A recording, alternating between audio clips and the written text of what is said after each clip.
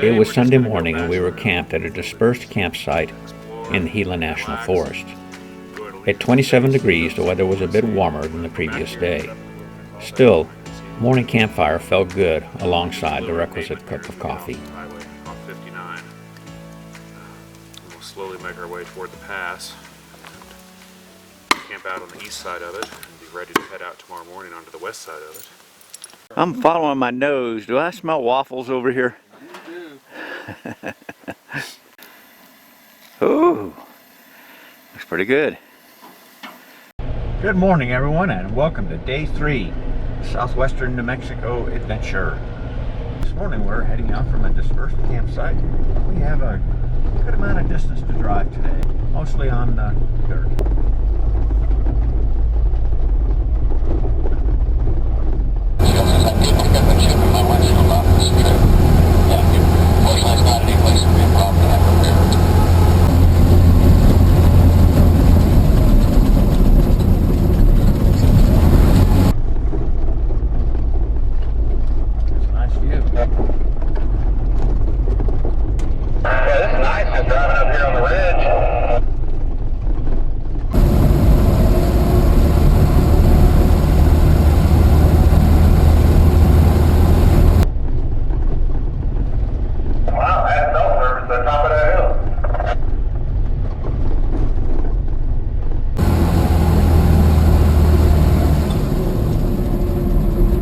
Looks like it might be a locked gate. No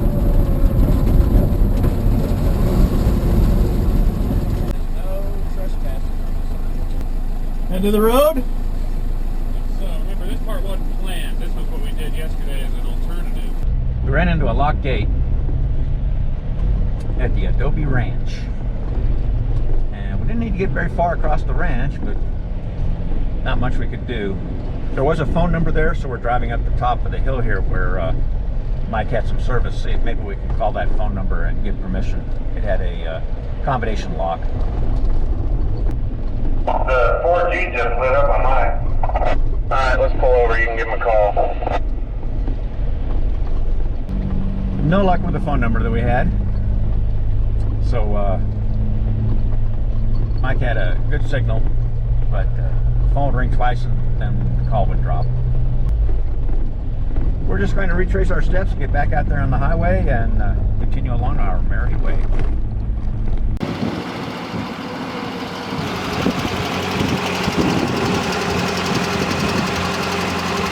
And we've reached paved road.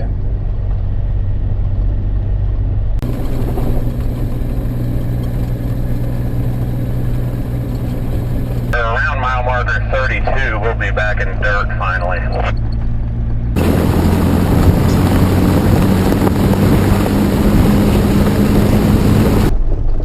There's a turnoff to the left up here, and out that turnoff is a cave home. I don't know if you're interested or not. They're not very far out. Well, when you say not very far, you mean like 5 minutes or like 15 minutes? Stand by. The cave home is, well, maybe a quarter mile, half mile at the most. Yeah, we should be right here. There it is. It's here. And that's the cave home right in there. They must have had a stove in here because there's the chimney up there.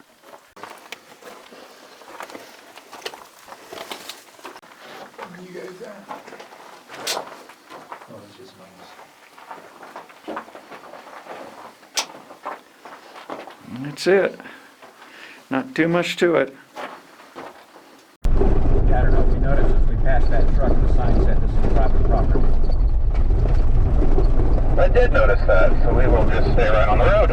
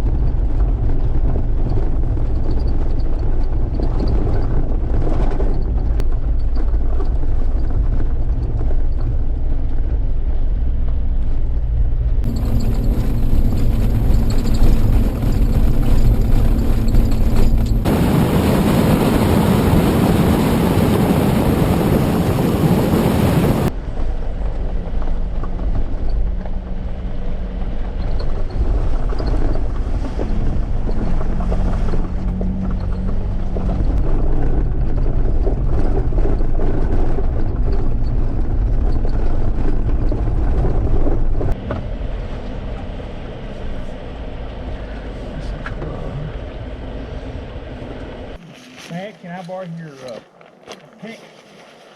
Yeah. I needed to get when I do my rain fly, but I'm good until then. I need to pull out a little...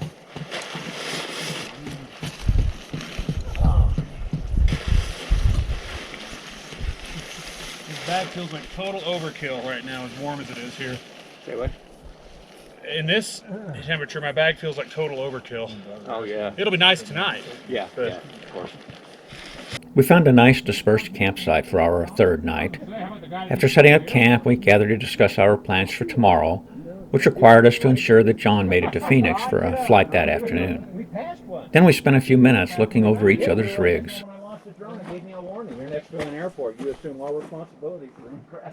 We got the Gladiator for a couple of reasons. First, it felt like our family had outgrown our JK Unlimited. Every time we went on an adventure, it felt like we were stuffing gear into every corner of the Jeep. The Gladiator has room for everybody and all of our overlanding gear. Second, it's fun to have the first Jeep pickup in 27 years. It gets a lot of attention on the road. And third, we were able to get it with a 6-speed manual transmission. I've always driven manuals, and I was glad Jeep still offered it. I'm not sure how much longer they will, and I wanted to make sure I got mine. 1991 Push 230 GE G-Wagen. It's an ex-military G-Wagen, the Swiss Army. Imported 2 years ago, and I'm the first civilian owner. The G-Wagen sports a Mercedes M102 4-cylinder gas engine with a 4-speed automatic transmission, hydraulic locking rear differential with a high-low transfer case. The G is by far the most comfortable military vehicle I have ever owned and driven. My truck is an ex-Austrian military 1977 Steyr Puch Pinzgauer 712K. The 712K means it's a 6x6 hardtop. Pinzgauers are named after an Austrian draft horse. The F-U US unit designation tells me it served its military career at the Austrian Armed Forces Leadership Support School in Vienna. The engine and drivetrain are stock, but portal axles give it 15 inches of ground clearance on 32-inch tires. All 3 differentials have hydraulic lockers. I have added a roof rack, a 270-degree awning, a 12-volt battery bank charged by a DC-to-DC charger from the 24-volt military system. It will go pretty much anywhere as long as you're not in a hurry. My Jeep is a 2007 Unlimited X. Of course, Jeep has a long history as the quintessential American icon, all the way back to World War II. The X was the base model in 2007, a sport in today's vernacular. It has been heavily modified, both to improve off-road technical prowess and support my overlanding habit. These mods include lockers on both axles, electrical mods such as lighting and communications gear supported by dual batteries, kitchen accessories, and storage systems. It has been a hoot to use while exploring all over North America.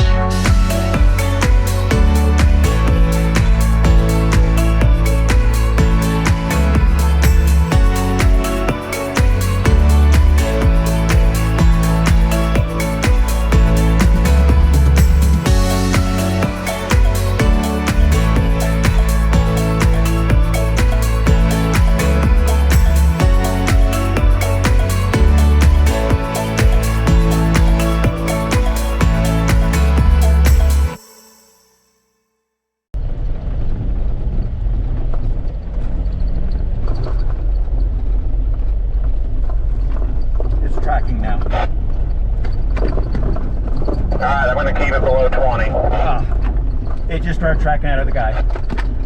It is not a very loyal dog, is it? Maybe he just likes white trucks.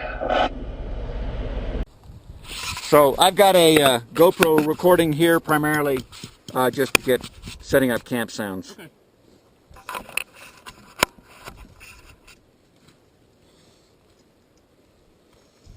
Okay. Well, I didn't think that was going to hold very long. All you got to do is just stay back.